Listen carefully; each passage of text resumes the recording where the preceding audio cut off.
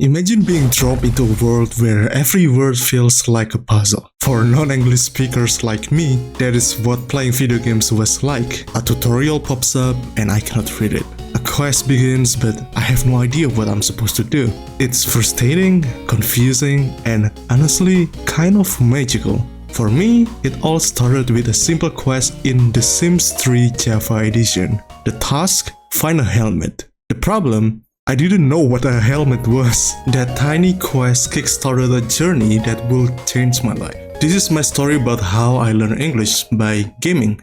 Growing up in Indonesia, English wasn't something I spoke, and what I learned in school didn't go beyond the basics. Sure, I could say thank you and introducing myself in English, but video games were on a whole other level. Menus, quests, dialogue, it was overwhelming. But instead of giving up, I got curious. And maybe I'm not alone with this kind of experience. For so many non-English speakers, gaming isn't just entertainment. It's a window to a whole new world of understanding, community, and opportunity. It all started when my parents bought me a Sony Ericsson phone and I got hooked on The Sims 3 Java Edition. But there was one problem. I couldn't understand what was going on. There was this quest to find a helmet and I had no idea what the word meant. I was in elementary school and had no way to look it up.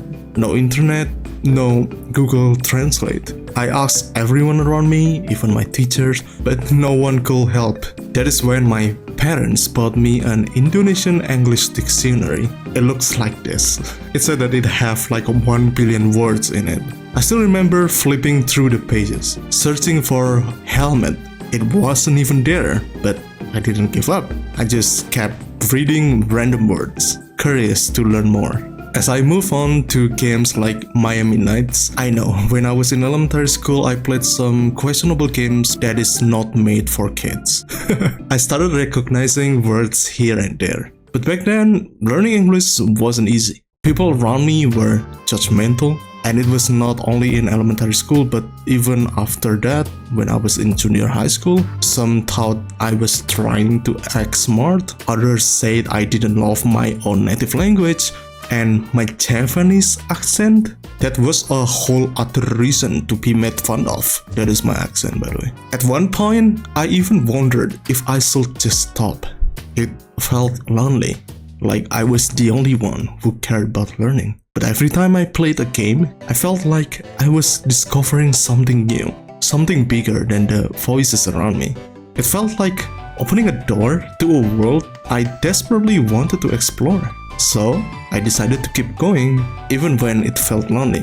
Then, everything changed when my parents gave me two gifts. A PSP, or PlayStation Portable, and English course classes. That PSP introduced me to JRPGs like Persona 3 Portable and Disgaea 2, games with complex stories and dialogue that forced me to learn. And in my English class, I finally had a supportive environment. I could ask questions, make mistakes, and no one laughed at me. It was the perfect combination to spark real progress. Those early games weren't just fun, by the way. They were my biggest motivation. I would write down words I didn't know, ask my teacher about them, and piece together what the game was trying to tell me. By the time I revisit games on the PlayStation 2, I was hooked on understanding the story, not just the gameplay. Then came online gaming. When my parents bought me a laptop in high school, I started playing GTA 5 on PC.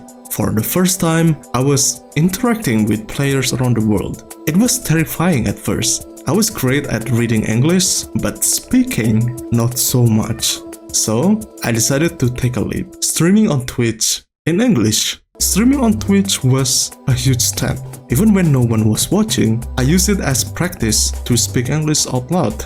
Slowly, I started to gain confidence. Learning English didn't just change the way I played games, it changed my entire world. Suddenly, I could watch anime with English subtitles, read guides on Reddit, and learn skills on YouTube. Gaming had opened a door to knowledge, entertainment, and communities I never knew existed. It even shaped my career. I started freelancing as a video editor for YouTubers around the globe, which eventually led to a full-time job with an international company. All because I wanted to understand the story in a video game. If you are learning English through games or any languages, my biggest advice is to take it one step at a time. Find a game you love and enjoy the process. Don't stress about understanding everything right away. Look up words when you can, but don't feel pressured to be perfect. And if you can, surround yourself with a positive environment. Maybe it's a local English course like I had, or an online community of gamers. The key is to make it fun and not worry about how fast you are learning. It is your journey and it's okay to go at your own pace. So, gaming has this incredible ability to connect people across languages and cultures. For me, it was a way to meet people I would never have spoken to otherwise.